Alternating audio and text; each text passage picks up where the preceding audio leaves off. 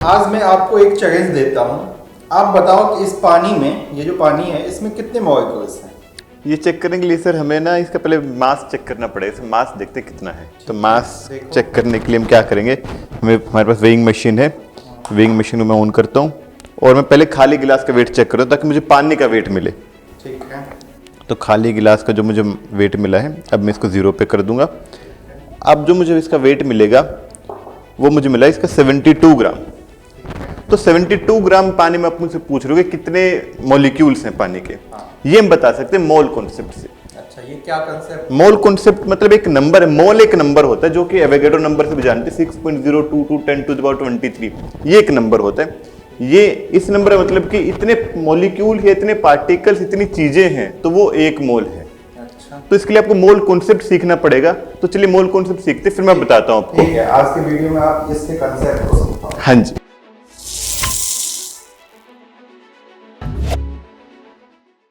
Hello everyone, स्वागत है आपका शुभम सर की केमिस्ट्री कोर्ट में।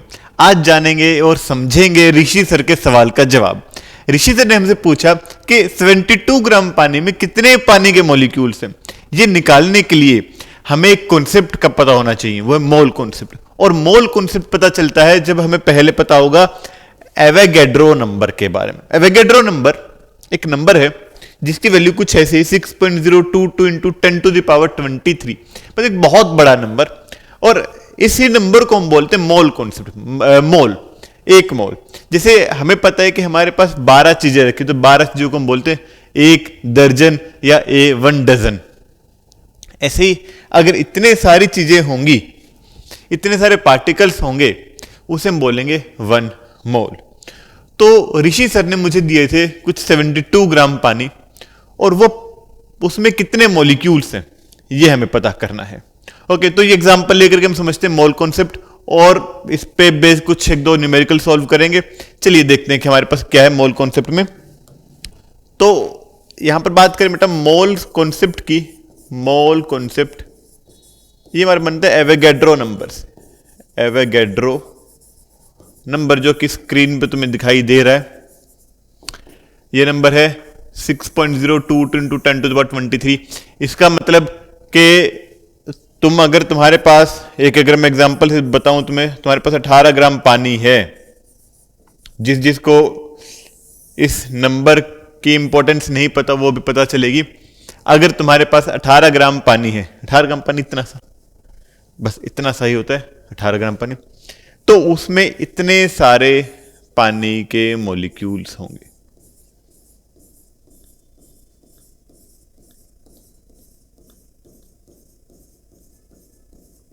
इतनी सारी जीरो जीरो लगाने बाद नंबर थोड़ा बड़ा दिखता है ना, तो इतना बड़ा नंबर, इतने सारे मॉलिक्यूल। तो इमेजिन करो कि एटम्स का साइज या मॉलिक्यूल का साइज कितना छोटा होगा, वो बहुत छोटा होता है।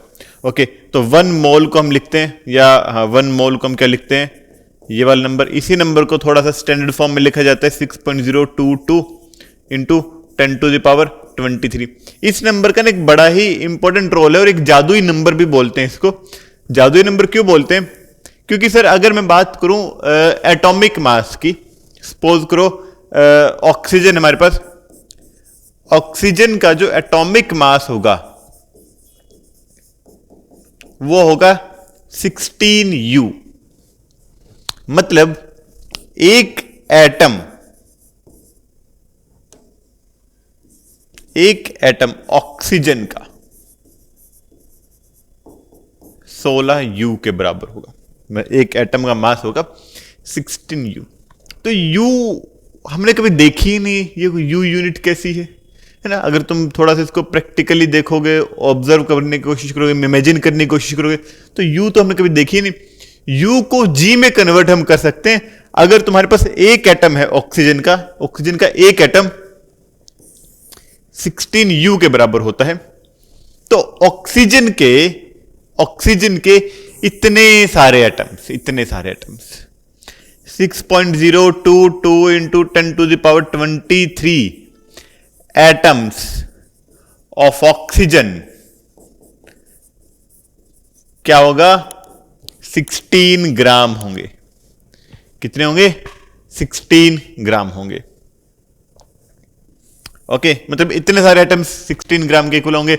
अब सपोज करो कि सर सोडियम है, सोडियम का एटॉमिक मास क्या होगा? Sodium atomic mass 23U। Sodium के इतने सारे एटम्स का मास होगा 23 ग्राम, या फिर सोडियम के 1 मोल एटम्स का मास होगा 23 ग्राम। शायद ये चीजें तुम्हें समझ में आई होंगी। सिर्फ इतनी सी इंफॉर्मेशन के बेस पे हम लोग कुछ न्यूमेरिकल सॉल्व करते हैं, देखते कैसे कैसे न्यूमेरिकल हमारे पास है। तो जो हमारे पास पहला न्यूमेरिकल वो है बहुत इजी न्यूमेरिकल है। How many particle are present in 0.25 mole of any substance. तो 1 मोल हमें पता है, 1 mole is 6.022 into 10 to the power 23। Okay, तो 0.25 का मतलब क्या हो जाएगा?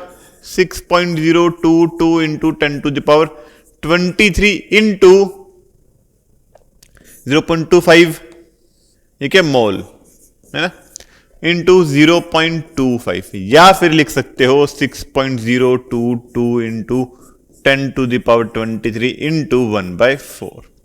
0.25 को हम 1/4 लिख देते हैं। सिंपल सा क्वेश्चन था कि इतने सारे पार्टिकल्स होंगे या मॉलिक्यूल्स होंगे, तुम उसको डिवाइड कर सकते हो, डिवाइड करना सभी को आता है, तो वो हम नहीं करेंगे। नेक्स्ट क्वेश्चन जो है वो calculate the number of molecules present in 2 moles of carbon dioxide. Calculate the number of molecules present in 2 moles of, तो 1 मोल में कितने होंगे? 6.022 इंटू 10 टू द पावर 23। तो 2 मोल्स में कितने हो जाएंगे? Simple 6.022 into 10 to the power 23 into 2, okay 12.044 into 10 to the power 23, या लिख दो 1.2044 इंटू 10 टू द पावर 24। समझे? इजी। नेक्स्ट क्वेश्चन देखें, तो वो है find the number of atoms present in 0.5 या half mole of oxygen gas. तो यहां पर कॉन्सेप्ट अपना ये आता है कि सर एटम्स निकालने हैं,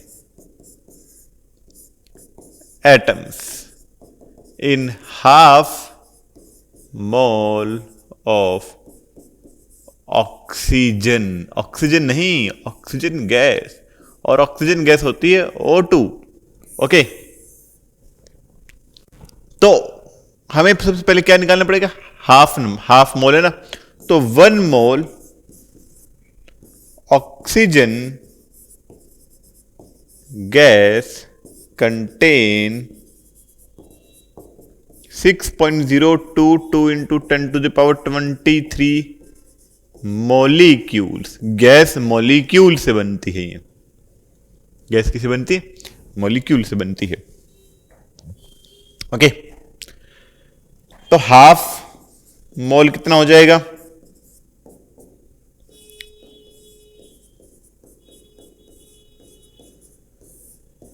इतना हो जाएगा, हाफ मोल इतना हो जाएगा। अब क्या पूछ रहा है हमसे? नंबर ऑफ ऑक्सीजन एटम्स इसमें। ओके, तो 1 मॉलिक्यूल contain 2 atoms। ओके, तो एक मॉलिक्यूल में 2 हैं, तो इतने सारे में कितने हो जाएंगे? इतना इंटू 2 ना, तो 6.022 into 10 to the power 23 divide by 2 molecules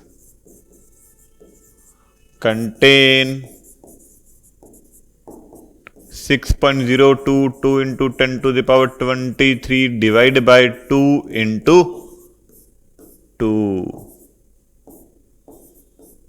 और हमारा आंसर क्या आएगा? 6.022 इंटू 10 टू द पावर 23। मतलब हाफ मोल ऑक्सीजन गैस में 1 मोल ऑक्सीजन के एटम्स होंगे। यहां पर चीजें समझना कि हाफ मोल ऑक्सीजन गैस वो O2 होती है, मॉलिक्यूल से डिफाइन होती है गैस, लेकिन हाफ मोल ऑक्सीजन गैस में 1 मोल ऑक्सीजन के एटम्स होंगे। A sample contains 3.011 into 10 to the power 23 atoms of sodium. Number of moles, तो सीधी बात है कितना आ गया? आधा mole, simple. Okay, mass of sodium atom in grams, mass of sodium atom in grams, तो सोडियम एटम का मास कितना होगा इन ग्राम, तो ग्राम में निकालते हैं, देखते हैं। तो मास, या हम पहले बात करें मॉलिक्यूलर मास या एटॉमिक मास,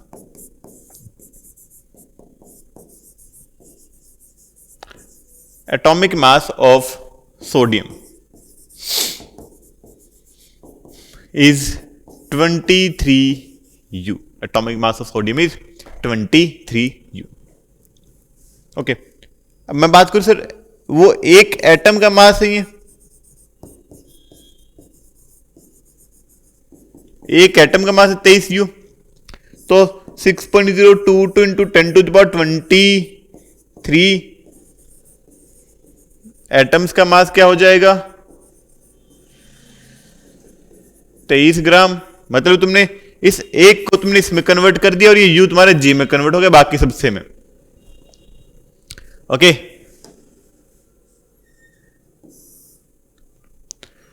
ओके, तो इतने सारे एटम्स का मास 23U है, तो एक एटम का मास क्या होगा, तो 1 atom is 23 upon 6.022 into 10 to the power 23, क्या जाएगा 23 into 10 to the power -23 divide by 6.022।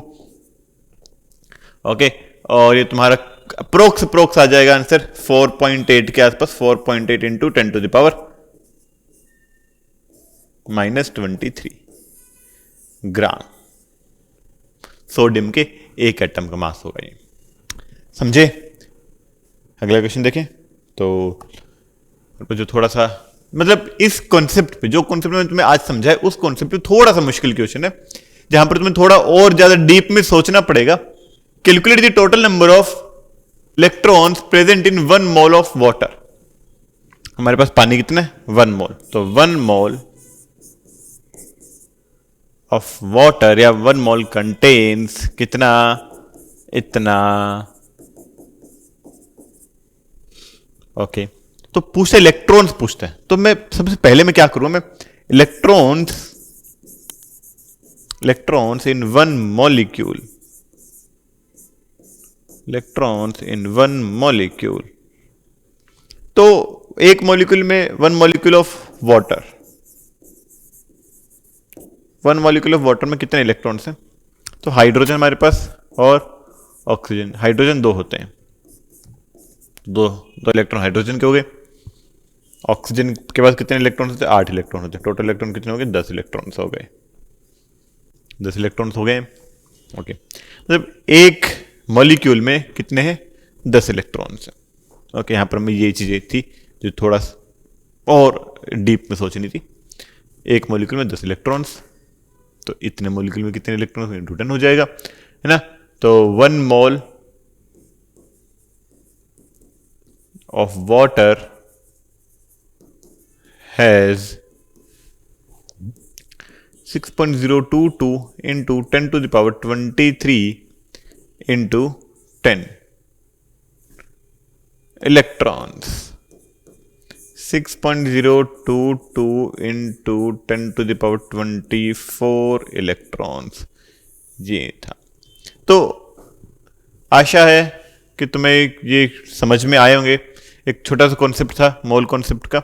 ये मोल कॉन्सेप्ट इतना ही नहीं है, और भी हम इस पर बेस्ड और भी न्यूमेरिकल करेंगे, थोड़ा सा और इसको डीप में समझेंगे अगले पार्ट में। तब तक के लिए वेट कीजिए। धन्यवाद।